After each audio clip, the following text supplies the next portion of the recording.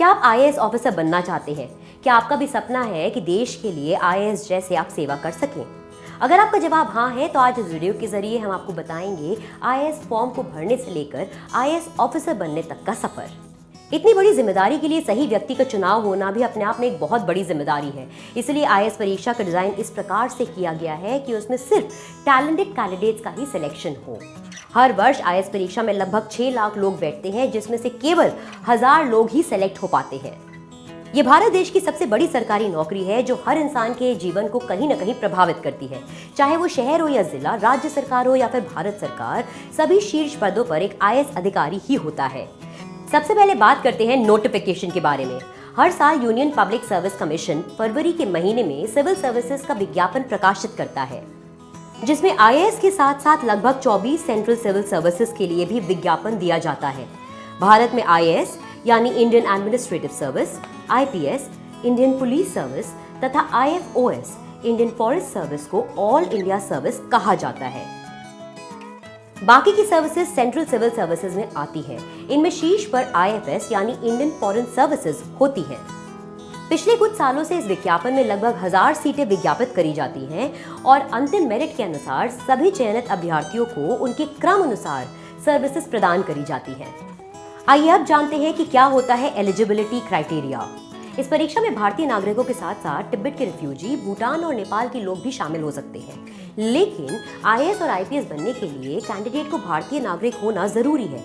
इसके साथ ही साथ वो भारतीय लोग जो दुनिया के विभिन्न कोनों में रह रहे हैं वो भी इस एग्जाम में बैठ सकते हैं। शैक्षिक योग्यता यानी एजुकेशनल क्वालिफिकेशन। इस परीक्षा के लिए किसी भी मान्यता प्राप्त संस्थान से ग्रेजुएट होना अनिवार्य है। फाइनल ईयर के स्टूडेंट्स भी इस परीक्षा में बैठ सकते हैं। इस परीक्षा की सबसे खास बात ये होती है कि इसमें मिनिमम परसेंटेज की रिक्वायरमेंट नहीं होती है। साथ ही साथ कोई सब्जेक्ट अनिवार्य नहीं होता है, यानी किसी भी विषय के ग्रेजुएट इस परीक्षा में बैठ सकते हैं। आइए अब बात करते हैं एज लिमिट यानी आयु सीमा के बारे में। इस परीक्षा के लिए विद्यार्थियों का न्यूनतम 21 वर्ष का होना अनिवार्य है। अलग अलग श्रेणियों के लिए अलग अलग आयु सीमा निर्धारित करी गई है। सामान्य श्रेणी के लिए 32 वर्ष, पिछड़े वर्ग की श्रेणी के लिए 35 वर्ष और SC/ST के लिए 37 वर्ष की आयु सीमा निर्धारित करी गई है। विकलांग श्रेणी के लिए तो और भी ज्यादा आयु सीमा निर्धारित करी गई है। आयु की गणना विज्ञापित वर्ष 1 अगस्त से की जाती है। आइए अब जानते हैं कि किन अभ्यर्थियों को फॉर्म भरने पर प्रतिबंध है। जो अभ्यर्थी पिछली किसी भी परीक्षा में आईएएस या आईएफओएस में सेलेक्ट हो चुके हैं वो दोबारा से फॉर्म नहीं भर सकते हैं। आइए अब जानते हैं फॉर्म भरने से जुड़े कुछ महत्वपूर्ण तत्व। विद्यार्थी को फॉर्म भरते वक्त सबसे बेसिक इंफॉर्मेशन जैसे खुद का नाम, माता पिता का नाम इत्यादि भरना अनिवार्य है। सिविल सेवा प्रारंभिक परीक्षा के लिए सेंटर भी अंकित करना होता है। ये परीक्षा देश के 72 शहरों के विभिन्न केंद्रों पर एक साथ आयोजित की जाती है। फॉर्म भरने के लिए 1 महीने का समय मिलता है, जिसकी सारी प्रक्रिया ऑनलाइन होती है। खास बात यह है कि अभ्यर्थियों को सिविल सेवा मुख्य परीक्षा का ऑप्शनल सब्जेक्ट भी फॉर्म भरते समय बताना होता है। नोटिफिकेशन में 26 ऑप्शनल सब्जेक्ट्स की सूची में से किसी एक का चुनाव करना होता है। फॉर्म भरते समय आपको अपना परीक्षा का माध्यम भी बताना होता है। आप हिंदी और इंग्लिश दोनों में से किसी भी माध्यम में परीक्षा दे सकते हैं। फॉर्म भरते समय आपको अपने पसंद की सर्विसेज को क्रमवार बताना होता है। इसे सर्विस प्रेफरेंस भी कहते हैं। साथ ही आपको अपने पसंदीदा राज्यों की सूची भी क्रमबद्ध रूप से देनी होती है कि आप कहां पर या कौन से राज्य में काम करना पसंद करेंगे। आईएएस के लिए कितने अटेम्प्ट्स मिलते हैं? इस परीक्षा में हर श्रेणी के अभ्यर्थियों के लिए अटेम्प्ट्स निर्धारित किए गए हैं।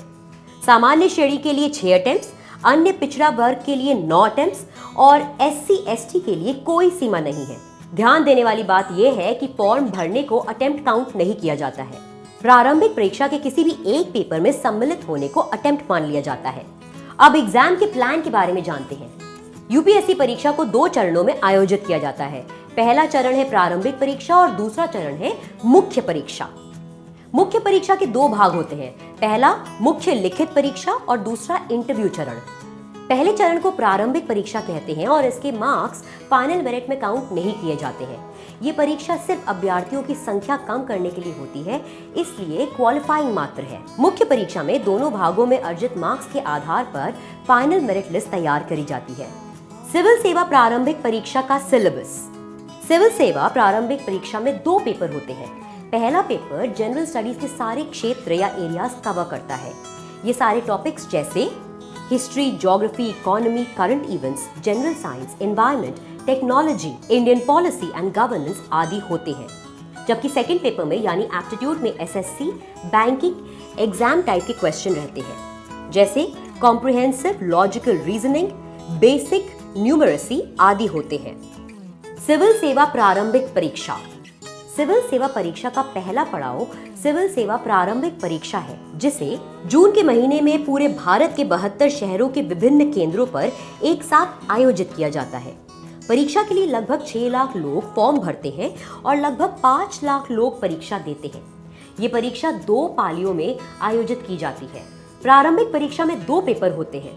पहला सामान्य अध्ययन है, जो कि सामान्य अध्ययन विषयों से जुड़ा होता है, और दूसरा सामान्य अध्ययन 2 पेपर होता है, जो एप्टीट्यूड से जुड़ा है तथा सिर्फ क्वालिफाई करना होता है, और प्रारंभिक परीक्षा की मेरिट में इसके नंबर नहीं जुड़ते। पहले पेपर में 100 क्वेश्चंस होते हैं और 2 घंटे का समय होता है। प्रत्येक प्रश्न 2 मार्क्स का होता है। इसी तरह दूसरे पेपर में 80 क्वेश्चंस होते हैं और 2 घंटे का समय होता है। इस परीक्षा में 1/3 की नेगेटिव मार्किंग होती है। एक दिन की इस परीक्षा में लगभग 5 लाख लोग एक बार में बैठते हैं। ये इकलौती ऐसी परीक्षा है जिसमें सबसे ज्यादा कंपटीशन होता है, क्योंकि 5 लाख लोगों में से सिर्फ 15,000 लोगों का ही सिलेक्शन होता है। ध्यान देने वाली बात यह है कि इस परीक्षा में इसकी प्रारंभिक परीक्षा में पास होना अनिवार्य है, तभी आप सिविल सर्विस की मुख्य परीक्षा में बैठ सकेंगे। सिविल सेवा मुख्य परीक्षा, civil services main exam. IAS prelims परीक्षा का रिजल्ट जुलाई महीने के अंत तक घोषित कर दिया जाता है, तथा जो अभ्यर्थी इसको पास कर लेते हैं उन्हें सिविल सेवा मुख्य परीक्षा का फॉर्म भरने के लिए दोबारा ऑनलाइन आवेदन करना होता है, जिसके लिए लगभग 20 दिन का समय दिया जाता है। इसे डिटेल एप्लीकेशन फॉर्म भी कहते हैं। IAS इंटरव्यू में इसका बहुत बड़ा महत्व होता है।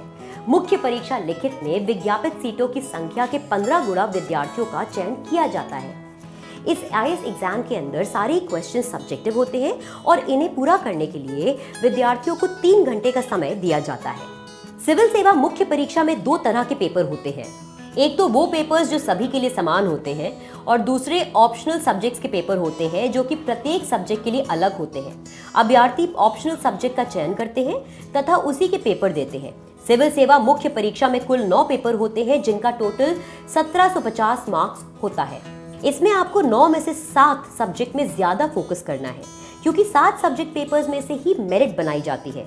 इंग्लिश और सामान्य भाषा का पेपर केवल पास करना होता है और इसके मार्क्स नहीं जुड़ते हैं। खास बात यह है कि जो माध्यम आपने फॉर्म पर अंकित किया हो, उसी माध्यम से आप परीक्षा दे सकते हैं। दूसरे माध्यम से परीक्षा देने पर आंसर चेक नहीं किया जाता, ऐसा निर्देश प्रत्येक पेपर पर लिखा होता है। इंग्लिश तथा भारतीय भाषा के पेपर में पास होने के लिए सिर्फ 25% अंक लाने होते हैं। भारतीय भाषा का कंपल्सरी पेपर अरुणाचल प्रदेश, मणिपुर, मेघालय, मिजोरम, नागालैंड तथा सिक्किम के अभ्यर्थियों के लिए अनिवार्य नहीं होता है। ये दोनों पेपर 300 मार्क्स के होते हैं। शेष सभी पेपर 250 मार्क्स के होते हैं। सिविल सेवा मुख्य परीक्षा में कुल 9 पेपर होते हैं, जिनका टोटल 1750 मार्क्स होता है। सामान्य अध्ययन के 4 पेपर होते हैं और एक निबंध का पेपर, एक इंग्लिश का पेपर और एक भाषा का भी पेपर होता है। इसके अलावा 2 ऑप्शनल सब्जेक्ट्स के पेपर भी होते हैं। सिविल सर्विसेज मुख्य परीक्षा सिलेबस। सिविल सर्विसेज ऐसे पेपर। इस पेपर में दिए गए टॉपिक्स में से 3 घंटे में 2 निबंध लिखने होते हैं। प्रत्येक निबंध 125 मार्क्स का होता है। पॉलिटिक्स, सोसाइटी, टेक्नोलॉजी, फिलॉसफी आदि से टॉपिक्स दिए जाते हैं। जनरल स्टडी पेपर 1 में Indian history, culture, world geography और सोसाइटी कवर होता है। जनरल स्टडीज पेपर 2 में governance, constitution, polity, social justice and international relation से प्रश्न आते हैं।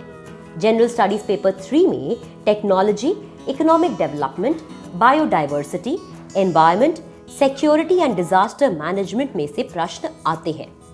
जनरल स्टडी पेपर 4 में एथिक्स, इंटेग्रिटी एंड एप्टीट्यूड है। सामान्य शब्दों में कहा जाए तो आप क्या सोचते हैं, आपके विचार कैसे हैं, किसी घटना को लेकर आप कैसे रिएक्ट करते हैं। सिविल सेवा मुख्य परीक्षा। सभी जनरल स्टडीज के पेपरों में 20 क्वेश्चन होते हैं, जिनका उत्तर 3 घंटे में देना होता है। प्रत्येक 10 मार्क्स के लिए 150 शब्दों की तथा 15 मार्क्स के लिए 250 शब्दों की शब्द सीमा भी निर्धारित की गई है। परंतु एथिक्स के पेपर में केस स्टडीज आती है, इसलिए उसमें सिर्फ 12 प्रश्न ही पूछे जाते हैं। पेपर का स्ट्रक्चर फिक्स नहीं होता है और ये किसी भी साल बदल सकता है। ऑप्शनल सब्जेक्ट के पेपर में 8 क्वेश्चन आते हैं जिनका 3 घंटे में ही उत्तर देना होता है। सिविल सेवा मुख्य परीक्षा में चयनित अभ्यर्थियों की संख्या विज्ञापित सीटों की संख्या से 2.5 गुना होती है, यानी लगभग 15,000 में से 2,500 ही इंटरव्यू के लिए चयनित होते हैं। पर्सनालिटी टेस्ट या इंटरव्यू। सिविल सेवा मुख्य परीक्षा लिखित का रिजल्ट अगले वर्ष मार्च तक आ जाता है। इंटरव्यू सिविल सेवा मुख्य परीक्षा का दूसरा भाग होता है। इसे पर्सनालिटी टेस्ट कहते हैं। ये इंटरव्यू 275 मार्क्स का होता है और इस इंटरव्यू में पूछे जाने वाले प्रश्न पहले से निर्धारित नहीं होते हैं। ज्यादातर प्रश्न आपके डिटेल्ड एप्लीकेशन फॉर्म से ही पूछे जाते हैं, इसलिए इस बात का बहुत खास ध्यान रखें कि जब आप अपना डिटेल्ड एप्लीकेशन फॉर्म भर रहे हैं तो आप उसको पूरी सच्चाई से भरें। आईएएस इंटरव्यू के लिए अभ्यर्थी को यूपीएससी की दिल्ली स्थित धौलपुर हाउस बिल्डिंग में आना होता है। यहाँ अभ्यर्थियों के सभी ओरिजिनल डॉक्यूमेंट्स का वेरिफिकेशन किया जाता है तथा एक कॉमन हॉल में बैठा दिया जाता है। यूपीएससी के मेंबर्स की अध्यक्षता में एक इंटरव्यू पैनल बनाया जाता है जो कि कैंडिडेट्स का इंटरव्यू लेते हैं। इंटरव्यू पैनल में देश की विभिन्न क्षेत्रों से जुड़े दिग्गजों को आमंत्रित किया जाता है। आईएएस इंटरव्यू में अभ्यर्थी का कॉन्फिडेंस, एटीट्यूड तथा प्रॉब्लम सॉल्विंग स्किल्स चेक की जाती है। यहाँ अभ्यर्थी की पर्सनालिटी का सब्जेक्टिव असेसमेंट किया जाता है।